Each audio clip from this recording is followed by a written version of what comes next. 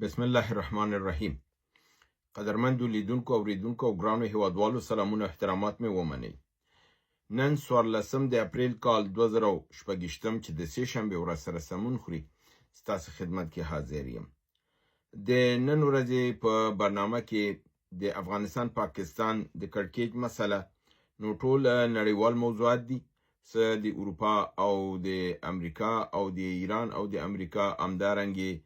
د منځني ختیځ د پاکستان عربي ممالکو فعالیتونه چې د اوربند متعلق دغه ټول دغه چې دي ستاسو خدمت ته انشاءالله وړاندې کوم. لومړی خبر دا دی چې پاکستان یو ځل بیا د افغانستان د کونړ په ولایت باندې ډیره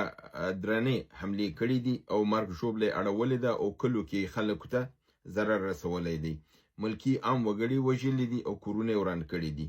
د ملي اردو لګیا دی آمادګي نیسي لپاره د یو لوی برید بیا په پاکستان باندې. د افغانستان د دفاع وزارت ویلي دي چې دوی پر یو میزایل باندې لګیا دي کار کوي چې هغه به د لرې واټن والا میزایلونه به او د افغانستان د دفاع په دغه کې به ډیر موثري او ډیر ژر به دا لرې واټن والا راکټونه چې دي دا به د افغانستان ملي اتلانو ته په لاس ورکړل شي تر څو خپل د خاورې نه دفاع وکړي. همدارنګې په پاکستان کې په خیبر پښتونخوا کې هم په عملیات ترسره شوي دي. په ډیرو ځایونو کې پوځیانو باندې حملې شوي دي، پیګاګانې او دغه ترینه نیولې دي. په بلوچستان کې هم د دوو نظامي اډو باندې حمله شوې ده. دا په منطقه د چهل مګسي کې چې هلته دوه سیمې دي، لاندي او سرفراغي، هلته دوه نظامي اډو باندې برید شوی دی. په ثقیله نوي اسلحو نه کار اخیستل شوی دی او دواړه پیګاګانې نیول شوي دي او فوجیان وژل شوي دي. اسلحه او موټر سایکلونه په غنیمت نیول شوي دي او د ده مسؤلیت چا په غاړه نه دی اخیستی. خو ویل کېږي چې ممکن دا د بلوچستان ازادي غوښتونکو ډلو کار وي چې تر اوسه پورې دوی دا ادعا نه ده کړې چې دا کار دوی کړی دی او که بل چا کړی دی. راځو دویم خبر ته. نړیوال څرنګه چې تاسو معلومه ده امریکا دا اعلان وکړ چې د تنګه د هرمز به کاملا تړي. خو کله چې د دې باندې نړیوال عکس العملونه راغلل چې د هرمز تنګه چې ده د ده تړل اسانه کار نه دی او دا به د امریکا لپاره به ډېر یو لوی قیمت تمام شي. نو ډونالد ټرمپ خپل په خبرو کې لږ څه بدلون راوسته او ویلي چې زه تنګه د هرمز نه تړم بلکې زه د ایران د تیلو بنادر چې کوم ځای نه تیل اخیستل کیږي زه هغه محاصره کوم، په هغې برید کوم. یعنې تنګې هرمز سره به زما غرض نه وي، هغه به ازادي، زما هدف به ایراني. او تاسو معلومه ده چې ایران بنادر چې دي دا د تنګې هرمز دننه دي. تنګې هرمز دننه اوبو چې دي دا سې د دې غاړه ممالکو حصه راځي، سې د ایران حصه راځي، یعنې دا د خاورې حصه شمارل کیږي، دا نړیوالو اوبو حصه نه ده. بنان دته ننوتل د ایران په خاوره باندې یرغل کول دی او ایران مجبور دی چې خپل د خاورې نه دفاع وکړي، ځکه دا په آزادو اوبو کې نه شمارل کیږي. تنګه د هرمز په آزادو اوبو کې نه شمارل کیږي. دا د چون ډېر تنګ ځای دی او د نړیوالو د اوبو د قوانینو لاندې دا چې د دې غاړې نه د ایران خاوره یې سم شمارل کیږي، د هغه غاړې نه دا د قطر او د امارات متحده او د عمان خاوره شمارل کیږي. نو په دې اساس باندې د امریکا راننوتل دته په دې خاوره باندې تجاوز شمارل کیږي او ایران وایي چې دا به د خپل خاورې نه دفاع کوي. که چیرته ایران وایي چې که دوی احساس وکړي چې امریکا په زوره دې سیمې ته راننوځي نو ممکن ده چې دوی تر اوسه پورې بحري ماینونه نه دي تید کړي، خو د 15,000 نه نیولې ممکن تر 10,000 پورې دوی ماینونه دلته فرش کړي. او د دې لوی خطر دا دی چې که چیرته دا ماینونه دلته فرش شي، چون دا د تنګې د هرمز د اوبو دغه چې دی رفتار چې دی سرعت چې دی دا نسبت د نارمل اوبو نه تیز دی، دا ولاړې اوبه نه دي، دا متحرکې اوبه دي. دا د دې تنګې اوبه وځي او ځي لوی بحر اوبو کې هلته ګډېږي. نو د دې په سرعت دغه اوبو په اساس ممکن چې دغه ماینونه متحرک شي، یعنې کوم ځای کې چې اچول شي همدلته پاتې نه شي او دا لاړ شي د غټو اوبو ته ورننوځي او هلته نورو کشتیګانو ته خطر پېښ کړي. دا یو لوی دغه دی چې ټول هغه د اوبو ماهرین چې دي یا د بحري قواو ماهرین چې دي هغه په دې باندې یره ده که ایران دا کار وکړ نو دا د اوبو د روند چې دی سیلاب چې دی دا ممکن دا ماینونه ځان سره آزاد اوبو خواته ویسي او دا سیمه ټوله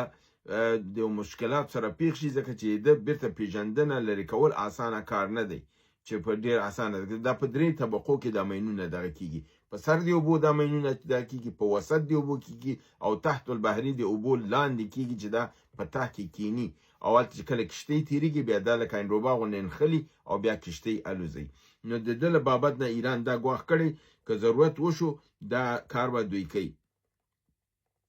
د امریکا د دې پلان ملاتړ هیڅ چا نه دی کړی. یوازینی چا چې د ده ملاتړ وکړ هغه نتنیاهو او د ده عمل نه ډېر زیات خوشحاله او په امریکا کې په خپله د کانګرس سنا دموکراتانو او جمهوریت خواهانو د ده مخالفت کړی دی غیر له هغې کسانو چې د اسرائیل لابي ده او اسرائیل ته چې کار کوي هغوی د ده ملاتړ کړی چې ډونالډ ټرمپ چې کوم کار کوي دا صحیح دی. همدارنګې ایران اخطار ورکړی دی که چېرته زمونږ پر دغې کشتیګانو او بنادرو باندې حمله وشوله نو موږ به د بل مقابل چې څومره بندرګاوې په دې د تنګې هرمز کې دي چې ویل کېږي د 10 نه تر 15 نور بندرګاوې غیر د ایران نه هغه اړه باندې لکه د امارات متحده عربي او د بحرین او د عمان او د قطر چې کوم یو دي دا به ټول د ګواښ لاندې راځي او دا به ټول زه وهم او تاسو معلومه ده که دا امریکا دا بندرونه د ایران وهل او ایران هغه وهل بیا به په کلونو باندې د دې ځینه د تیلو او پټرولو وړل ډېر مشکله شي ځکه چې دا بندرونه به هر څه د منځه تلي دا د دې جوړول آبادول بیا ډېر کلونه نیسي نو دا یو مکمله تباهي او بربادي راځي. دا کم تیل چې اوس بند دي دا به مکمله توګه باندې بند شي. همدارنګې د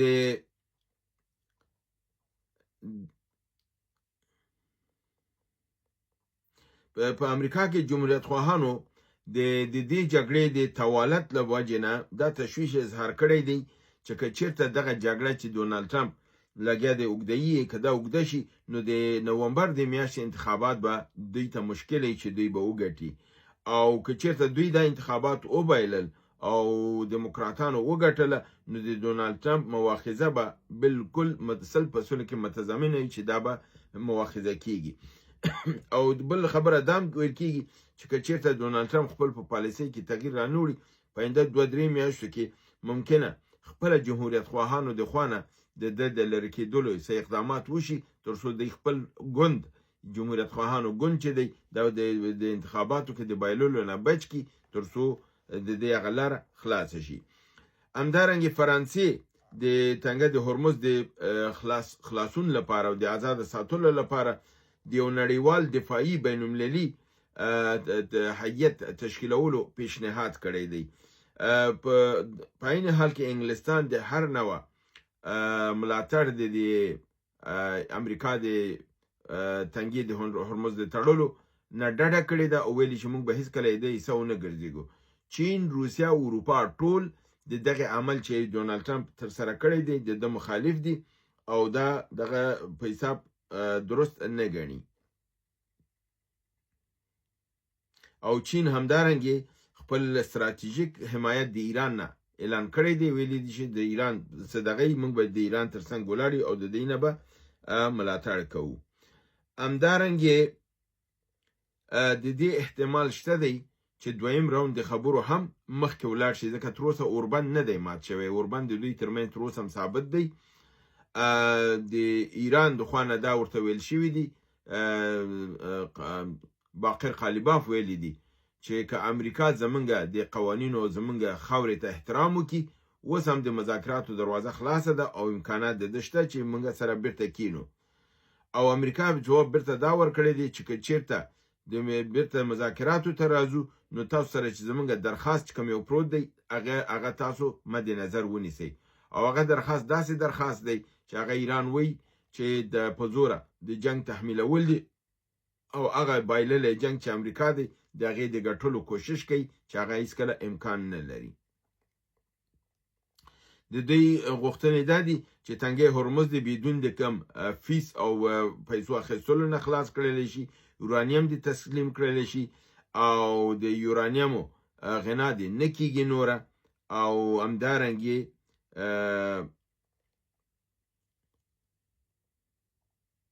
د هغه ډلو نه چې د ایران په ګټه لکه حزب الله شو، حماس شو، حوثیان شول، د ډلې سره د ایران ملګرتیا نور نه کوي. همدارنګې روسیې د خبر ورکړی ایران ته چې امریکا د بلاک واټر خپل هغه خطرناکه قوه چې ده لکه هغه روسانو چې درلودله په یوکراین کې، دی راوستې ده ترکمنستان کې ځای په ځای کړې ده. چې دا خبر به تر کوم حده صحیح نه پوهېږم، ځکه چې ترکمنستان خو یو بېطرفه مملکت دی او نیوټرل دی چې هغه که دا د راوند کې شامل شي، خو دا د هغې نیوټرلیټي او بېطرفي د پوښتنې لاندې راولي، او زه فکر کوم چې دا هغه لپاره به لویې ستونزې جوړې کړي. همدارنګې د پاکستان یوه کښتۍ د بحر عرب کې چې د کنټرول او د امنیت لپاره ګرځېدله د حملې لاندې راغلې ده، وهل شوې ده او 3 تنه پاکستاني پوځیان پکې وژل شوي دي. دا همغه کښتۍ ده چې دا په بله ورځ دوی کوم هوایي او ځمکنۍ قوا لېږلې وې، بحري قوا هم پکې لېږلې وه. نو د هغې جملې نه یو کښتۍ هلته په بحر عرب کې د لپاره د دغې ګرځېدله د کنټرول وهل شوې ده. دا نه دي ویل شوي دا چا وهلې ده، معلومات لا نشته دی، خو کښتۍ وهل شوې ده. همدارنګې د قطر وزیر خارجه او د عربستان وزیر خارجه دواړو د ایران سره تلیفوني خبرې کړې دي او د مذاکراتو د بیرته ترلاس نیولو او د هغې باندې میز ته راتللو باندې خبرې سره کړي. ویلي دي چې غیر له ده نه بله لاره نشته دی، که چېرته جنګ دغه کېږي او سیمه کې وهل او ټکول شروع کېږي، یعنې کښتیګانې، نو دا د ټولې سیمې لپاره به تباکوني. ایران د ده استقبال کړی دی، ویلي دي چې موږ جګړې ته لمن نه وهو، د دې جګړې ته لمن دوی وهي، لکه څنګه چې چینایانو ویلي چې د دې جګړې متهم او مسؤل امریکا ده، ځکه چې امریکا دې سیمې ته راغلې ده او ټولې بې ثباته کړي دي او جنګ ته یې لمنه وهلې. بنان که امریکا نه وی دلته په تنګي هرمز کې کوم ستونزه نشته دی او دې نه کښتیګانې په ارامه تېرېدی شي، لکه نورو ځایونو کې چې فیس ورکوي، هغه فیس خو پټرول ځای کې هغه به ایران ته ورکوي او خپل پټرول به اخلي او ځي به. بل خبر د نړیوال دغې نه سټیج نه دا دی چې په هنګري کې انتخاباتو او دا انتخابات د رئیس جمهور ویکټر اوربن او د هغه د مخالف پیټر مګیار په ترمنځ و. دا ویکټر اوربن چې دی دا د ډونالډ ټرمپ نږدې ملګری دی او دا د نتنیاهو نږدې ملګری دی. 20 کاله د په قدرت کې دلته تیر کړي دي په هنګري کې او د ده کې د ده په کامیابېدو کې د موساد او د اسرائیلو ډېر لوی لاس و. او دا ځینیم چې دا انتخابات و د اسلام آباد نه راتګ نه مخکې جي ډي وینس په هنګري کې و او د دې په انتخاباتو کمپاینو کې حصه اخیستې وه، د ده په ګټه کمپاین کو چې دا بیرته انتخابات وګټي. او همدارنګې خپله ډونالډ ټرمپ هم د ده په کمپاین کې مستقیما آنلاین خلکو سره خبرې کړې وې او خلکو ته یې ویلي چې دا زموږ کس دی، دې ته تاسو رایه ورکړئ او دا کامیاب کړئ. د الله حکمت ته ګورئ چې د جي ډي وینس تګ باوجود، د ډونالډ ټرمپ د خطاب باوجود، د نتنیاهو د ټول استخباراتي او د پیسو باوجود، ویکټور اوربن پس له 20 کاله حکومتدارۍ نه ماته خوړلې ده او ډېره خرابه ماته یې خوړلې ده. یعنې د 199 سیټونو نه 138 سیټه یې د مخالف پیټر مګیار ګټلي دي او هغې اوس دا اعلان کړی دی چې څومره فساد مالي چې په تېر حکومت کې شوی د هغې د مخنیوي لپاره به دا کار کوي او دا به معلوموي. نو دا په نړیوال سټیج باندې د امریکا او ته یو بله ماته ده چې اروپا کې د دوی په مقابل کې د اسرائیل په مقابل کې تنفر زیات شوی دی او دا د همغې تنفر علامت دی چې خپله ډونالډ ټرمپ خلکو ته خبرې کوي او خلک د هغې په خلاف رایه ورکوي. او اروپا اوس هم د امریکا سره په دغې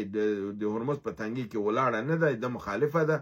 او وایي چې دا کار چې دوی کوي دا درست نه دی، دا طریقه نه ده، دا د نړۍ امنیت له منځه وړي او ټولو ته په حساب زیان رسوي.